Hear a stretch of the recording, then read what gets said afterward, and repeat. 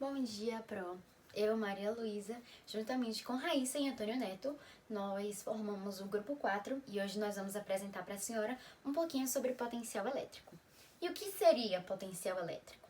Bom, te digo que nada mais é do que a quantidade de energia necessária para mover uma carga elétrica unitária entre dois pontos que são distintos, eles são diferentes, que mais estão, eles têm em comum o fato de estarem localizados em uma região dotada de campo elétrico. Eles são pontos diferentes entre si e nós utilizaremos o potencial elétrico para determinar a quantidade de energia necessária utilizada para mover uma carga elétrica unitária entre esses dois pontos, e ambos estão localizados numa região que é dotada de campo elétrico. O potencial elétrico, ele é medido em volts, representado pela letra V maiúscula, que equivale, segundo o SI, que é o Sistema Internacional de Medidas, a joules por coulomb.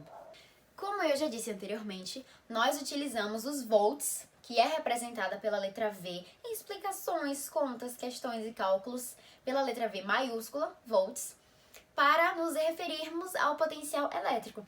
Isso tem um porquê. Foi porque os físicos, os estudiosos da área, eles decidiram homenagear um físico italiano chamado Alexander Volta, que ele foi o descobridor, foi ele quem criou as pilhas elétricas. Eu também já falei aqui sobre o fato do potencial elétrico ser uma grandeza física escalar. E o que tem? O que tem que ele não precisa nem de direção, nem de sentido para ser completamente definido, para ser completamente denominado. Sendo assim, somente necessário a utilização da intensidade e de uma unidade de medida. Chegamos então à parte das fórmulas. A primeira fórmula nos diz que o potencial elétrico de um ponto em relação ao ponto de referência é definido pelo trabalho da força elétrica sobre uma carga eletrizada no deslocamento entre esses dois pontos. Anotem. Nós também vamos falar sobre a diferença de potencial. A diferença de potencial, chamada também de DDP, é quando a gente diz que existe uma alta voltagem entre esses dois pontos, a gente pode perceber que significa que a carga recebe uma quantidade de energia durante esse deslocamento, para que essa voltagem fosse significada, para que essa voltagem pudesse ocorrer entre esses dois pontos. A diferença de potencial, nós podemos comparar ela a alguma fórmula que a gente já estudou antes, por exemplo, ΔT, que é a variação de temperatura. Nós sabemos que para fazer a variação de temperatura, nós precisamos fazer a temperatura final menos a temperatura inicial. E é aí que tá. Diferença de potencial. Diferença, nós sabemos que em termos matemáticos, significa, na maioria das vezes, estar relacionada à subtração. E é isso que nós vamos fazer aqui. Porque a fórmula do DDP, a diferença de potencial, como o próprio nome já diz, nós vamos fazer uma subtração desse potencial, é igual a 1, que é igual a V1 menos V2. V1, potencial elétrico no ponto 1, menos V2, potencial elétrico no ponto 2. E esses potenciais, esses resultados vão estar na unidade de medida volts. Em relação à carga putiniforme, que nós também vamos falar dela. Carga putiniforme refere-se a um corpo eletrizado cujas dimensões desse corpo são desprezíveis, elas são desprezadas se comparadas à distância que os separam de outros corpos. Para a gente achar o potencial de um ponto pertencente àquele campo magnético, aquele pontinho ali que não foi nos dado na explicação, numa questão, numa pergunta, a gente vai dividir o trabalho pelo valor da carga, sempre pegando um ponto de referência. E quando a gente pegar esse ponto de referência, a gente tem que considerar que o potencial daquele ponto de referência é nulo. Por quê? Porque a gente está tentando descobrir o potencial de outro ponto.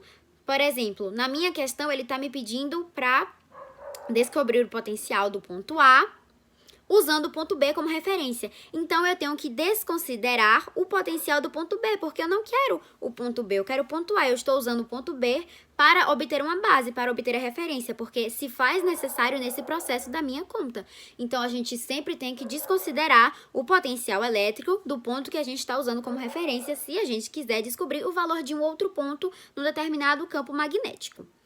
Então, a fórmula fica basicamente VA, potencial, é igual a TB, o trabalho, sobre Q, que é representada pela carga elétrica, que significa carga elétrica. Então, eu vim falar sobre o campo elétrico uniforme, que ele acontece quando em uma região do espaço existe um campo elétrico em que o vetor associado a ele apresenta a mesma intensidade, a mesma direção e o mesmo sentido em todos os pontos.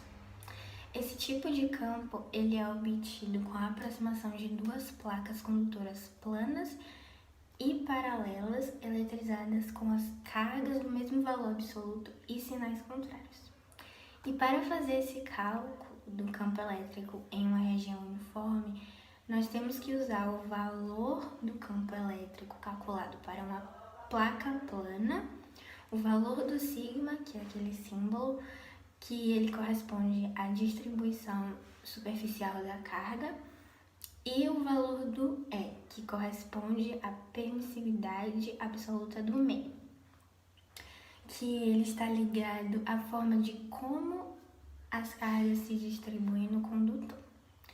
Quando nós temos duas placas que estão próximas e carregadas com o mesmo valor de carga, mas com sinais opostos, significa que um ponto central apresenta o valor de módulo do campo elétrico dobrado e na direção da placa negativa.